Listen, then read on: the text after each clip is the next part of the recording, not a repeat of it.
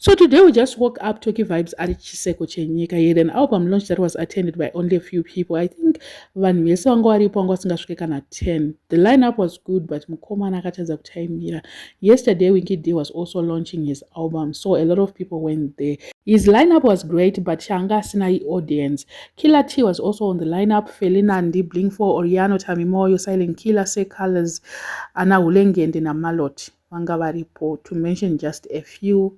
Kwanga kuchazonakidza na pop 10 vese vanga varipo paline up, but one chose to blue tick show watirega itenda kwaWinky D. The other thing, he might have not promoted this thing well. Anenge akatadza kunyatsotsvaga vanhu vakanyatsomhanya nechimuti chacho. Choice of venue was also not good. Alex kwaakaenda kure nemaghetto youths, and maghetto youths acho ndo anofanira kuenda kakushow kwacho. Akaitira nzvimbo yemasalad, and kuzoti maghetto youth abve kulocation aende uko zvinenge zvichida mari yakawanda. Ipapo anenge akakanganisa zvake Mukomana. I hope you won't lose hope because of this. You surely bounce back.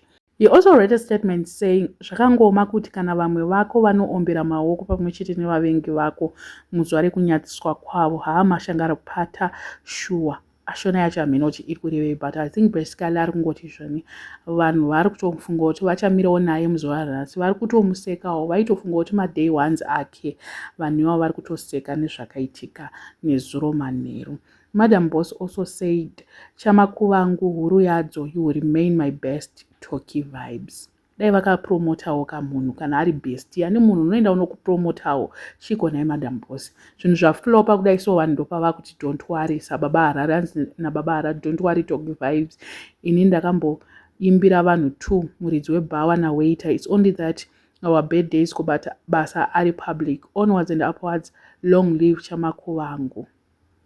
Hopefully he will take advice, really positive, and then leave the rest. Otherwise, this I think he didn't expect. Kuti my followers hanzina iye Toki Vibes 800,000 followers. Votadza okuya kana quarter of the quarter votadza kumusupporta. Ngazi kuti support yema followers doesn't guarantee physical turnout and support.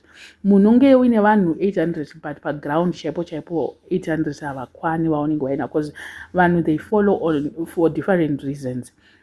Tickets akazopesera $3, and izvo zvakadai so zvinoita kuti udzikisire show yako, because you will be like you are now desperate. Vanhu vanenge vakuti show iyi why yanga iri pa $10, why yakuzoiti $3 izvezvi. So that I think that might have affected show yake.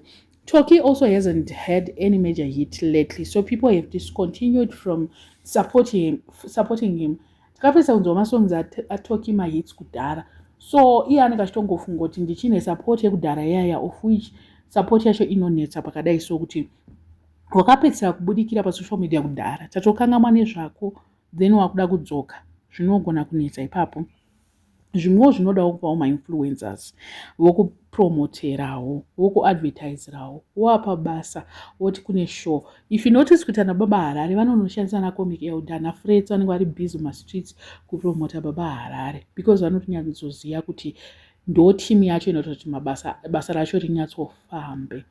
Remember kwaWinky D vanhu vakanyanyoenda ikoko because kwangu it was free, it was a free gig, free entry, like munhu aipinda mahara, free doro zvese.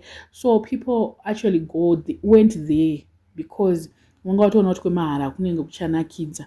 Nyangwe zvidii, nyangwe ukanzi show yako yanakidza zvekuita sei, but kana kuine munhu anodiwa nevanhu achiti frika, ipapo manje competition yacho inenge isina kumira zvakanaka. I blame our organizers ake, they should have noticed and cancelled.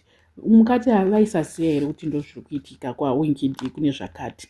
Vaitoziva but havana kuzviexpecta, but unoonawo nematengerwo anenge achiita matickets kuti tokontinua here kana kuti tiregere. Hanzi nevamwe ngaaite next weekend anyadzise vanhu. Zvinhu zvacho soka aiwa vanhu vanofurira. Amboblutikwa saizvozvizvo vanhu vanozokwanisa here kuti next week vanozoenda kushow kwacho. Regai tione kuti shamira sei. All the best panew album racho iroro ticharinzwa pano paYouTube. hatina kukwanisa kuenda, saka let's just listen toite kuti mukomana awanewo maviews nemari yaakashandisawo, cause he spend a lot of money kuita show iyo isina kubudirira, nyange isina kubudirira zvayo. But anyway, let's support our own. I don't know what you guys think. Let me know in the comment section what are your thoughts panyaya iyi. Wasati wasubscribe, please make sure that you are subscribed, and see you in my next video.